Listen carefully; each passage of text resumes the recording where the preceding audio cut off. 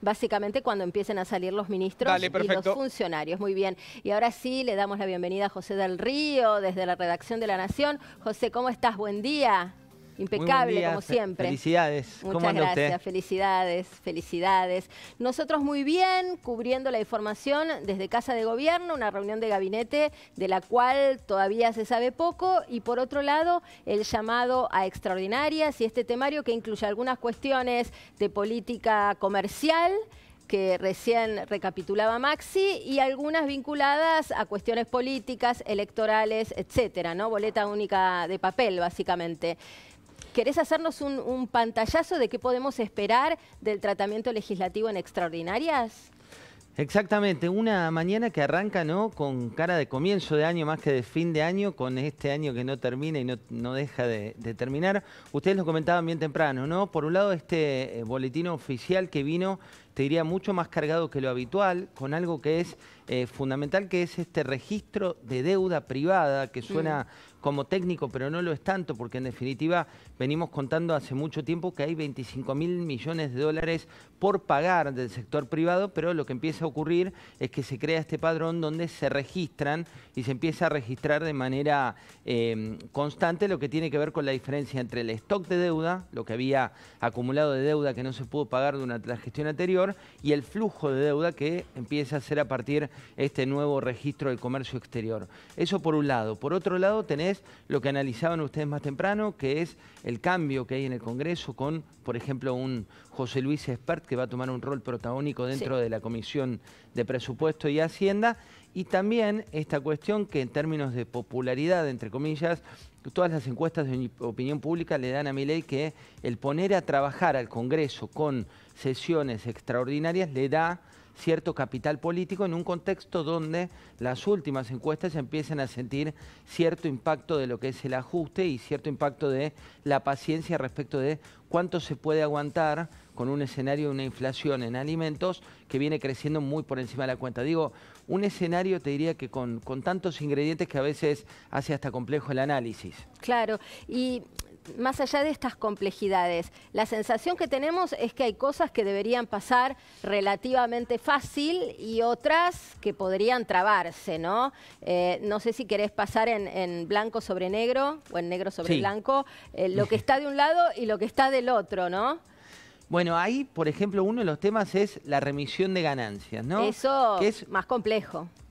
Es mucho más complejo y por otro lado es hasta contradictorio con lo que planteó el propio Milei en su campaña, ¿no? Digo, un pedido que ahora le hacen los gobernadores con el objetivo de distribuir lo que pasó en términos de esa medida que tomó a último momento un Sergio Massa, pero que pasó por el Congreso, donde el propio oficialismo hoy de Milei y Victoria Villarroel validaron a través de La Libertad Avanza que ese proyecto de ganancias tuviera cauce. Ahora, decir que se vuelva atrás con esto tiene un impacto, por un lado, muy negativo en gran parte del votante de La Libertad Avanza, que dijo: te voto para que no haya más impuestos o para que no haya presión impositiva más fuerte. Y por otro lado, Milei que dice: bueno, gobernadores, si ustedes quieren hacer esto, tienen que salir a la cancha y decir: esto no es un pedido del presidente, sino de los gobernadores. Tenés los 8 que ya dijeron: nosotros no queremos que sea por acá, sino que sea por el impuesto al cheque, y la realidad macroeconómica que te dice: esto de alguna manera tiene que tener algún cauce, que no es el impuesto al cheque porque no te dan las cuentas.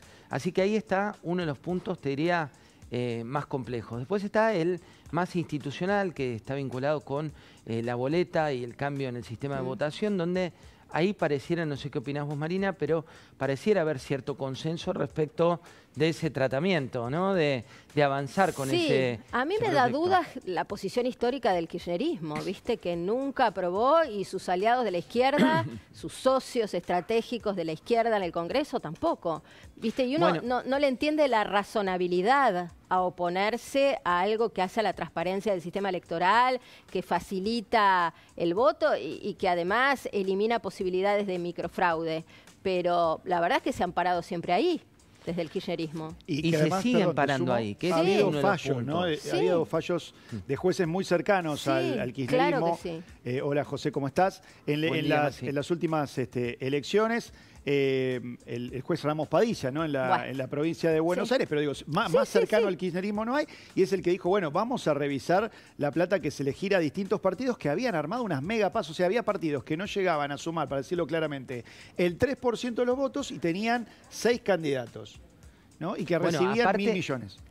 Aparte ahí le sumás una dosis también de complejidad con otra cosa que va a pasar en las próximas horas. Recordemos, está la Confederación General de Trabajo convocando una reunión que tiene como 2 capítulos, un capítulo privado y otro capítulo oficial en las próximas 24 horas. Tenés al Partido Obrero, el Polo Obrero, que está llamando a manifestaciones, y también tenés en cada una de las divisiones estatales como cierto estado de alerta y movilización de cara al decreto de necesidad y urgencia, que va en paralelo, ¿no? Porque uno, como una noticia tapa la otra, tenemos por un lado todo lo que viene en materia de Congreso, pero por otro lado que del DNU el gobierno dice, eso sigue su curso, y tenés infinidad de instituciones, sobre todo el sector sindical, no en el sector empresario, donde ya varias han apoyado, que dicen, bueno, ojo que nosotros rechazamos esto y vamos a salir, dicen formalmente, a rechazarlo. Así que nos espera una jornada de hiperacción para las próximas horas. Claro, pensando en el DNU,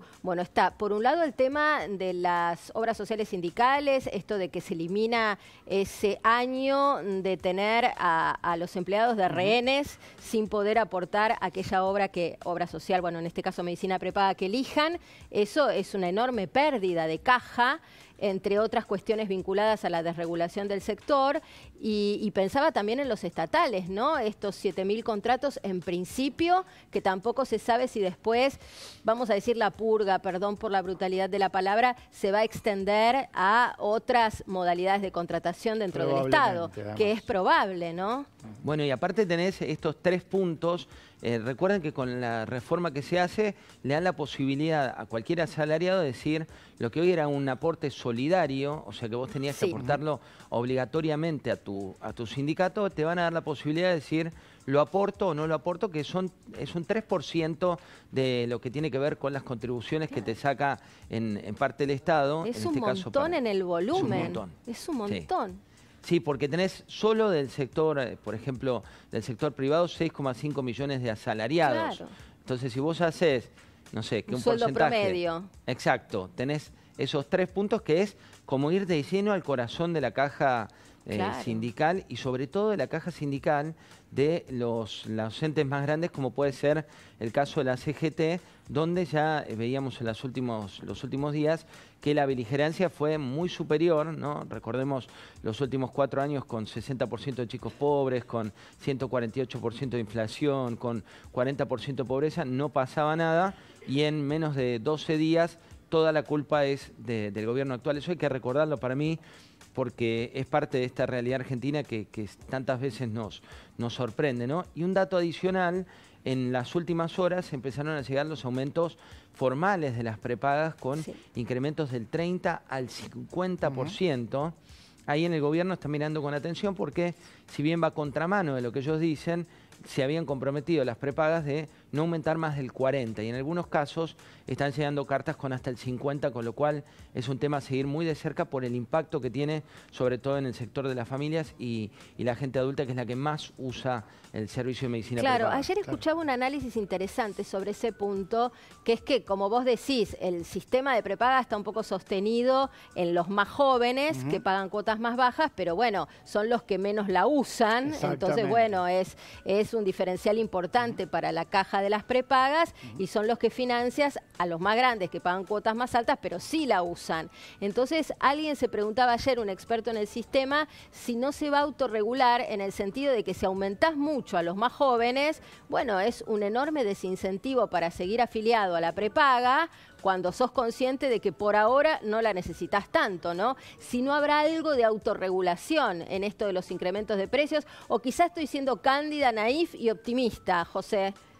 No, creo que está siendo como primermundista, porque viste que eso pasa así en las grandes ciudades, o pasa así en las economías más educadas.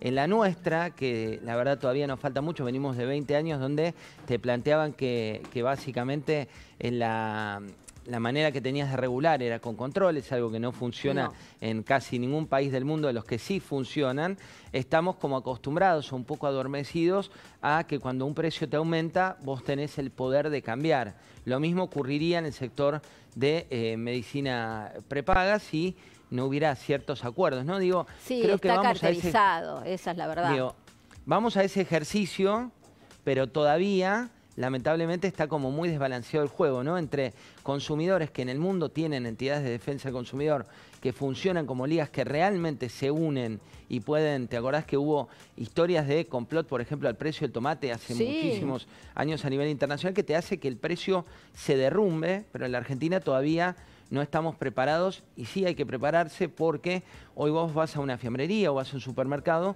y hay diferencias por ahí en 100 gramos de, no sé, jamón o pavita de hasta el 60% y son productos que la jerga son sustitutos. Vos podés cambiar en tu canasta básica con precios muy distintos. Te digo, en esto va a haber que educar mucho nosotros, los consumidores, los vendedores, decir, che, cuidado, que esto que te están cobrando tanto más, tenés esta alternativa que es muy inferior. En el caso de los sectores donde hay 5 o 6 empresas, todavía el poder está muy desbalanceado respecto de los consumidores. Claro, y ¿sabés que me preocupa mucho? No es ninguna novedad lo que te voy a decir, pero escuchaba a Marina del Poyeto decir que su número de inflación de diciembre, el que vamos a conocer en enero, era 28, más o menos, 28% mensual. Cami Dolabjian aportaba una suerte de promedio de consultoras privadas en torno al 25 para enero y otro tanto para febrero. Y la verdad es que no hay mejor paritaria que aguante, y ni hablar los que no tenemos paritaria, autónomos, informales, monotributistas. ¿Cómo hacemos para no caernos? No, lo malo es que en este primer trimestre, sobre todo, hay una pérdida de poder adquisitivo muy grande. Digo, recordemos que en el último año en promedio el sector privado perdió entre 12 y 15 puntos. El sector estatal en principio perdió menos porque tuvo aumentos mayores que la media del sector privado, pero lo que uno empieza a ver en este primer trimestre es que la famosa palabra o frase "no hay plata" ya afecta a todos los metros cuadrados. Digo, ahí en una época vos decís, bueno, había un segmento que era sobre todo el medio o el medio alto que tenía un mayor poder de resistencia.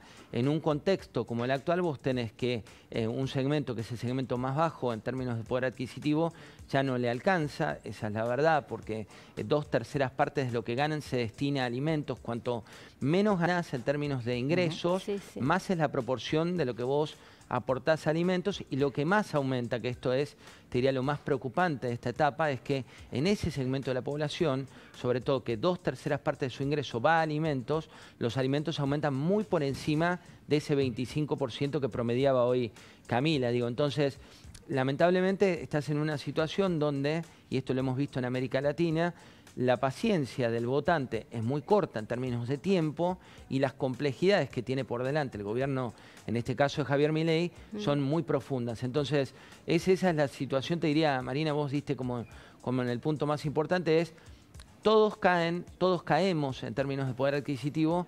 ¿Cuál es el poder de decir, bueno, yo caigo para algo mejor, si es que realmente te lo venden o no? Hoy no te están diciendo, bueno, al final del túnel tenés esta que es la salida, sino que te están diciendo, esto es lo que hay que hacer para que te vaya o nos vaya bien. La verdad, hoy la respuesta te diría que es imposible, porque la realidad es la que vos planteás y el metro cuadrado de cada uno, lamentablemente, en un contexto así donde todo aumenta, menos los sueldos en igual proporción, está peor. Claro, y parece que, vamos a decir, el freno a la inflación por la vía de la recesión es el freno más doloroso posible, porque te genera problemas en el mercado laboral, problemas en los comercios, viste que está bien, bajan los precios como pasó con la carne, pero después no pagás los gastos fijos. O sea, es la forma menos sana de frenar la inflación. Tenés, por ejemplo, ahora un caso, el de las vacaciones, ¿no? Que ya sabemos, digo, estábamos, ¿cuánto le impacta a la clase media, media alta, ¿no? Porque a la clase baja, está bien, lo decía José, va a alimentos, ¿no? Y ya está tocando el techo. Veíamos más temprano, menor reserva en Mar del Plata. Digo, Sí, solo el 35% del argentino sale de vacaciones, o sea que es seguramente el más alto, diciendo, está saliendo menos de vacaciones. La venta de juguetes, que también es cayó 6%, si no me equivoco. Cayó, digo, y son precios que también habían subido mucho, solamente tenga que haber un acomodamiento ahí, ¿no? También. Sí, ¿esto cómo lo ves, el ajuste de inflación y la recesión? A ver, es importante por un lado destacar que todo lo que estamos atravesando son acuerdos que iban venciendo, ¿no? Digo, ayer justo, y les debe haber pasado a ustedes también, en la comida familiar, donde el debate está instalado en todas las familias, ¿no? Respecto de, bueno, cómo la están viendo, qué es lo que está pasando, qué es lo que ocurre.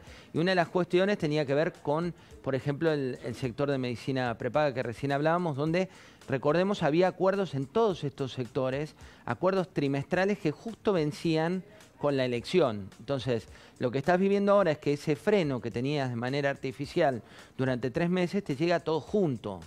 Lo que vas a vivir en enero o en febrero, lamentablemente, que es que va a haber audiencias públicas respecto al tema de tarifas, también va a impactar en el bolsillo. Claro. El único aliciente es que este reajuste de variables, vos tenés, por un lado, que la parte financiera, la parte del dólar, se empieza a estabilizar, que fue un gran desestabilizador de precios este mes que vivimos, cuando vos pasaste esa cotización artificial de 365 pesos más impuestos a los 800. Ahora, como lo están manteniendo estable, debería frenarse el ritmo de incremento de precios, porque no hay una excusa que pueden tener distintos sectores, como fue la excusa de pasó de 365 a 800, donde hubo muchos genuinos y muchos pícaros, mucho especulativo, ¿no? Claro. Entonces, lamentablemente hoy la respuesta no es optimista en el corto, pero es la realidad que estamos atravesando como para salir en el largo plazo, y coincido con ustedes que el tema de la recesión como variable es muy, muy preocupante de cara a lo que viene, porque todos los sectores sufren y tenés que tener algunos sectores a los que le vaya bien como para dinamizar en parte el consumo. Claro, claro. Bueno, gracias, José. Te hemos exprimido en esta mañana de 26, nos pasó día, pero a nosotros nos encanta escucharte y que nos ayudes a clarificar todas las dudas. Gracias por el contacto. Beso grande siempre. Y buen día. Beso enorme. Beso. Felicidades. Beso. Felicidades. Bueno, volvemos a nuestros móviles, volvemos primero a la Casa de Gobierno con Jean Libares.